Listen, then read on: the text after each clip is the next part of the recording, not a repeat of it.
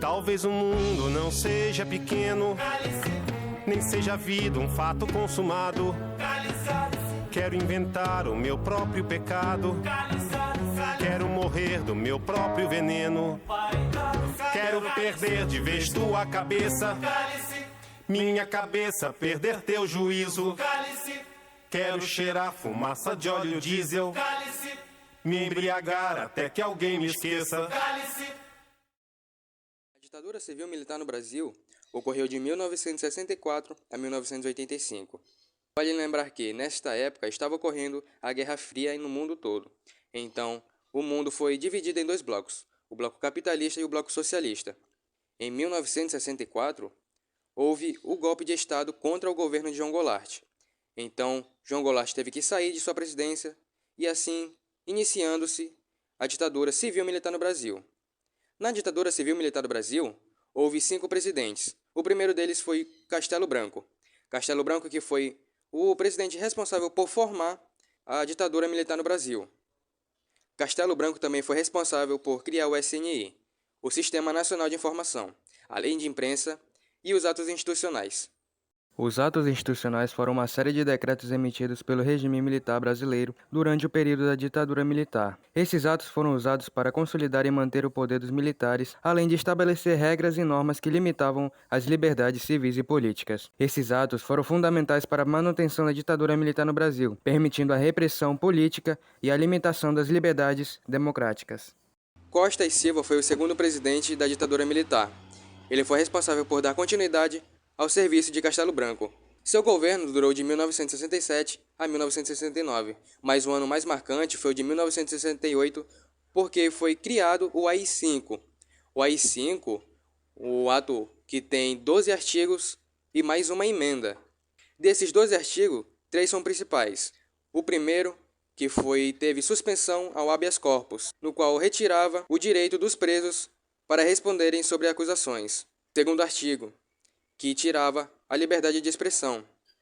E um terceiro artigo. Quando foi criado o AI-5, muitas pessoas foram seguidas, foram perseguidas e caçadas. Muitas perderam seus empregos e também muitas perderam seus direitos políticos. Então, o AI-5 representa o início da repressão do Estado contra o povo. Em 31 de março de 1964, o Brasil acordava em um regime autoritário. O regime militar, ele perseguia, torturava e matava pessoas como crianças, mulheres e homens. A primeira vítima que foi violentada por eles disse que tomava choque no ânus, na vagina, colocava o alicate no peito e também elas eram abusadas. Até que o segundo caso e o primeiro caso, também, o homem prendeu elas numa gaiola, amarraram o pescoço dela, praticamente. Amarraram o pescoço dela e junto com os braços, porque se ela se movesse, ela ia acabar se enforcando. E o que eles faziam? Eles amarravam e deixavam elas sem se mexer, e em defesa. E eles passavam o dedo na parte íntima dela, na vagina. Aí mordia os mamilos, fazia as piores atrocidades que tem para fazer com uma mulher. O segundo caso é a mesma coisa que eu repeti do primeiro, só que ela desmaiou e sangrou muito. Todas as 3 que eu citei aqui, elas sangraram muito e vieram a falecer. A terceira estava grávida junto com seu marido. A segunda, ela vomitou sangue, saía sangue pelo nariz, pela boca e desmaiou. E nisso ela foi mais abusada do que já era. No terceiro caso, a mulher ela era pega e virava que nem galinha. Aí prendia ela e o marido dela era obrigado a dar choque na vagina dela e no ânus dela. Isso foi uma tortura e ela estava grávida. Então, esse foi mais ou menos do testemunha ocular das 3 vítimas que não estão mais vivas e vieram a falecer. Durante os anos de repressão, lutamos incansavelmente pela liberdade e pelos direitos humanos. Enfrentamos censura, perseguição, tortura e até a morte. mas nunca desistimos de nosso sonho de um Brasil democrático e justo. Nossa resistência foi marcada pela coragem e pela esperança de um futuro melhor para todos os brasileiros. Estamos lutando contra um regime opressor que nega os direitos básicos do povo brasileiro. Acreditamos na necessidade de uma revolução que traga justiça social, reforma agrária e igualdade para todos. Não podemos aceitar a censura, a tortura e a repressão que o governo militar impõe. Nossa luta é pela liberdade e pelos direitos dos trabalhadores.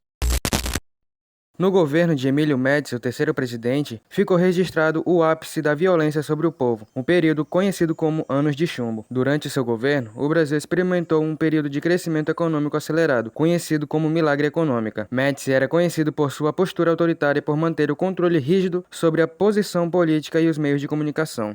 Durante seu governo, a repressão aos opositores do regime militar foi extrema, com a intensificação de práticas como tortura, prisões arbitrárias, desaparecimentos e morte de ativistas políticos. Órgãos como o DOI e o CODE, que foram criados e responsáveis por ações de repressão. A censura atingiu os meios de comunicação, o cinema, a música e as artes em geral.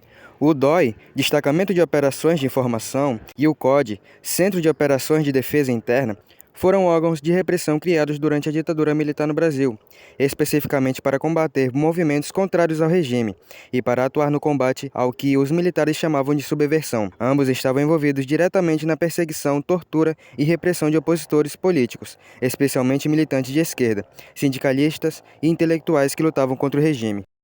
O governo de Ernesto Geisel foi caracterizado por uma política de abertura gradual e controlada do regime autoritário, que visava a transição para um governo civil, sem que houvesse ruptura brusca com o sistema existente. Geisel era um militar de carreira general do Exército e, ao assumir a presidência, enfrentava o desafio de gerenciar um país em crise econômica e social, agravada pela alta inflação e pela estagnação econômica que marcou a década de 1970. Geisel iniciou um processo de abertura ou de extensão do regime militar. Esse movimento foi uma resposta à crescente pressão interna e externa por democratização, porém ele tentou fazer isso de forma controlada, mantendo o controle sobre a transição. O ato institucional número 5, que havia suspendido diversas garantias constitucionais, como o habeas corpus e os direitos civis, foi progressivamente enfraquecido durante o governo de Geisel. E então, em 1978, Geisel revogou o ato institucional de número 5, que estava em vigor desde 1968. Apesar da abertura controlada, Geisel tomou medidas autoritárias como o Pacote de Abril, um conjunto de reformas constitucionais, que, em outras coisas, criou senadores biônicos e garantiu uma maioria governista no Congresso Nacional, de forma a controlar a transição. Mesmo com a abertura gradual, o governo de Geisel não deixou de lado a repressão política. Houve casos notórios de prisões, tortura e desaparecimento de opositores do regime, inclusive com morte de figuras importantes, como o do jornalista Vladimir Herzog, que tem até a imagem dele supostamente enforcado. O governo do general Figueiredo foi o último da ditadura militar no Brasil, encerrando o ciclo de governadores militares que começou em 1964. Ele assumiu a presidência em meio a um cenário de crise econômica e crescente pressão popular por democratização. Figueiredo deu continuidade ao processo de distensão política iniciado por Ernesto Geisel. Durante seu governo, foi aprovada a Lei da Anistia, em 1979, que permitiu o retorno de exilados políticos e anistiou crimes cometidos tanto por militares quanto por opositores durante a ditadura. Houve uma intensificação das greves, especialmente do ABC paulista, liderados por sindicatos como o de metalúrgicos, onde Luiz Inácio Lula da Silva se destacou. Esses movimentos foram fundamentais para pressionar por mudanças políticas e a redemocratização. O movimento pelas eleições diretas ganhou forças durante seu governo. Em 1984, o país foi às ruas em grandes manifestações, conhecidas como diretas já, exigindo a eleição direta para presidente. Apesar da mobilização popular, a emenda que propunha as eleições diretas foi rejeitada no Congresso. O governo Figueiredo ficou marcado pela dificuldade de controlar a transição política e pela crise econômica, mas também por ter sido o período em que o país caminhou definitivamente para a redemocratização. De 1964 a 1985, temos o período do regime militar, onde os militares comandavam o país e tinham como objetivo aumentar o poder do poder executivo, ou seja, aumentar o poder do presidente do Brasil. Conforme foi sendo aumentado o poder do presidente, ele podia cada vez mais mandar no país e concretizar suas vontades. Várias dessas vontades foram feitas através dos atos institucionais. O ato institucional que foi o mais violento foi o ato institucional de número 5, onde o Congresso Nacional foi fechado, não podendo ter votações. O ato institucional de número 5, com esse ato aumentou-se as violências praticadas e várias pessoas foram mortas e, como de praxe, vários direitos humanos foram violados. No período do regime militar, foram violados direitos e garantias do cidadão brasileiro. Os exemplos evidentes de direitos violados nesse período foi a liberdade de expressão, liberdade em geral, dignidade da pessoa humana, os direitos fundamentais e direitos humanos. A liberdade de expressão foi um direito que os governantes desse período correram atrás para que não deixasse o povo se manifestar, expressar suas vontades, suas opiniões. Os jornais e pessoas daquela época que tentassem ir contra o período, expondo sua opinião, fazendo movimentos revolucionários, eram torturados pelos militares. Portanto, era viável para os governantes esse tipo de atitude, pois o povo ficava com medo e parava de se manifestar. Sobre a liberdade, as pessoas não podiam sair na rua depois de determinado horário, pois se fosse pego na rua, os militares maltratavam e eram tidos como pessoas de mau caráter. A dignidade da pessoa humana é um valor moral e espiritual inerente à pessoa, ou seja, todo ser humano é dotado desse preceito, e tal constitui o princípio máximo do Estado democrático de direito. É um dos direitos invioláveis. Atualmente, pela Constituição de 1988, era violada constantemente por causa dos maus tratos, pela impossibilidade de fazer a pessoa o que tinha em mente, ou seja, de fazer suas vontades. A nova Constituição foi feita após esse período e é considerada a mais bonita, pois o povo estava cansado das condições vividas naquela época. Então, uma forma de desabafar foi feita a Constituição Federal de 1988, onde os direitos humanos fundamentais estão sendo invioláveis por serem cláusulas pétreas da Constituição. Foi criado em 2012 a Comissão Nacional da Verdade, com o intuito de fazer uma investigação das violações dos direitos humanos no período do regime militar. Foi feita essa Comissão Nacional da Verdade. Mesmo no passar de tantos anos, ainda existem pessoas que não sabem o que aconteceu com seus familiares e se morreram, como foi que morreram. Como já foi comentado, o período do regime militar aconteceram várias barbaridades. Então, com a Comissão da Verdade, esses acontecimentos vão vir a ser revelados e a sociedade vai saber tudo o que aconteceu.